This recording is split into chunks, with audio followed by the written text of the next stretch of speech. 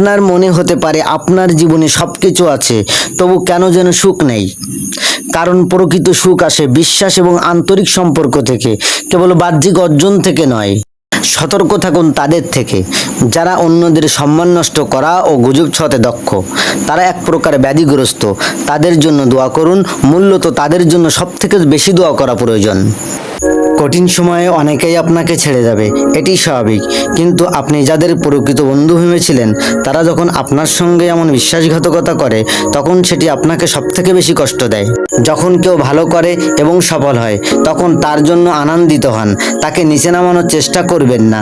আপনি যদি আন্তরিকভাবে অন্যের সফলতায় খুশি হতে পারেন, তবে এটাই পবিত্র হৃদয়ের লক্ষণ।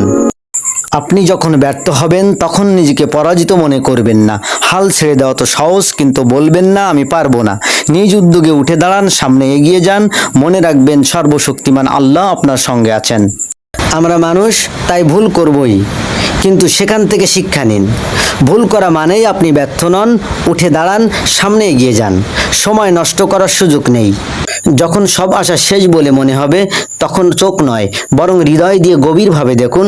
সর্বশক্তিমান আল্লাহ অবশ্যই আপনাকে সঠিক পথে পরিচালিত করবেন। কষ্ট পেলে মন খারাপ হওয়াটা স্বাভাবিক, কিন্তু নিজেকে সামলে নিন। সর্বশক্তিমান আল্লাহ কখনো আপনাকে হতাশ করবেন না। নিশ্চিন্তে থাকুন, আপনার প্রচেষ্টা বৃথা যাবে না। আপনার যদি সংগ্রামরত অবস্থায় হাল ছেড়ে দিতে ইচ্ছে হয়, তাহলে হতাশ হবেন না। আজ আরেকটি নতুন দিন, আশা ধরে রাখুন। হয়তো আজই আপনার সফলতা ধরা দিবে। আপনি যে পথে হাঁটুন না কেন, যদি আপনার ভরসা সর্বশক্তিমান আল্লাহর উপরে থাকে, তবে তিনি আপনাকে সঠিক পথে পরিচালিত করবেন। এমনকি তিনি সবচেয়ে বড় বাধার মুখেও আপনাকে সাহায্য করবেন। মনে রাখবেন, পরিস্থিতি যতই খারাপ হোক, তা কিন্তু চিরস্থায়ী নয়। তাই যখন হাল ছেড়ে দিতে ইচ্ছে করে, ঠিক তখনই কঠোরতা অবলম্বন করুন। যখন পালিয়ে যেতে মন চায়, তখন সাহস সঞ্চয় করে পরিস্থিতির মুখোমুখি হন। শেষ পর্যন্ত সবই ঠিক হয়ে যাবে।